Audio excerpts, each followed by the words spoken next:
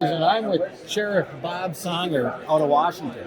And this is a gentleman who I truly believe understands the role and responsibility of law enforcement in regards to people's rights in the Constitution. Well, thank you, sir. I appreciate that. And that is the first job of the sheriff. He's sworn, take an oath of office, and the sheriff's primary job is to serve the citizens that put him in office. That's his only boss. The governor's not his boss. County commissioner's not his boss. The president's not his boss. His boss is the people of the county he serves in. And I really agree with that. That's a very important point because in my city, I got a police file this thick on me. Yeah, I never committed a crime. It's all property issues with the neighbors pushing the police department, pushing the mayor, pushing the council to go after me. And that's what ends up happening is you get politics involved in policing. With the sheriff, you can't quite do that. The sheriff has to choose to be political if they want to. That's very, very true.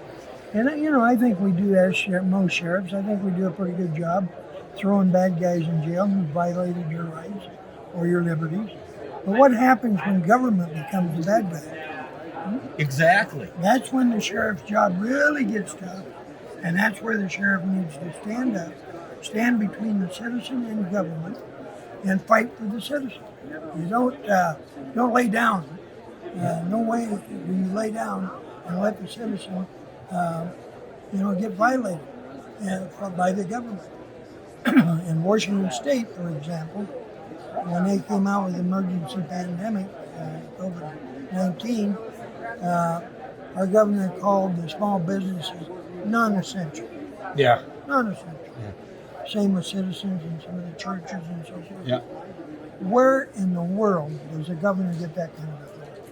He works for the people, not the other way around. The people doesn't work for the governor. Yeah. And I've fought and stood up for citizens in our county and will continue to do that until the day I retire or else. Or until the day they choose someone else. Exactly. Till the day you don't respect their rights and they need to find someone who will. Exactly. And that's a choice they have as an individual. Never go to an appointed sheriff situation. Some counties, like King County, they went to a home rule, which is an appointed sheriff. Well, then it's no different than being an appointed police chief. Right. Serve at the pleasure of board. Right. Where with an elected sheriff, that sheriff is responsible to you, the people. I just want to tell Hennepin County, Minnesota Sheriff's Department, you guys need a little training here because I did go to my sheriff's department about the malfeasance in my city and they could never do nothing. All they could do is claim conflict. We can't do anything. You're going to have to go somewhere else. Well, what it is, I think historically, law enforcement is trained, and rightfully so to some extent, to follow the law, the RCWs and stuff. But when the law conflicts with the Constitution, then it's a bad law. It's an illegal law. Yeah. And the sheriff, at that point, needs to stand up, and the sheriff has discretion. Yeah. They don't have to enforce that law. That's right. And I did that with I-1639. It was an anti-gun deal that they passed in Washington. And they wanted you, if you buy a semi-automatic weapon, you have to waive your HIPAA rights. So they check into your medical records. Not only that, if you from 18 to 21, you cannot buy a semi-automatic weapon until you turn 21.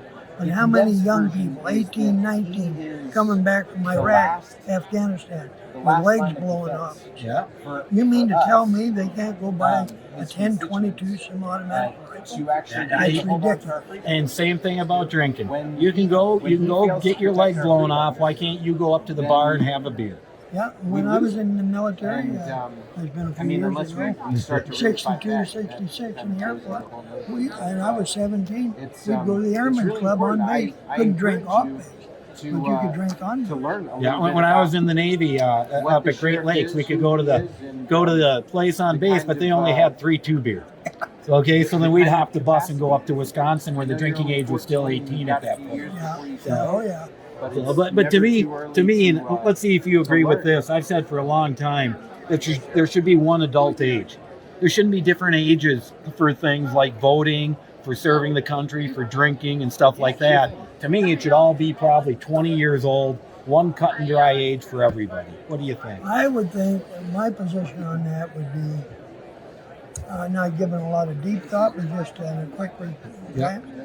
I would say 18.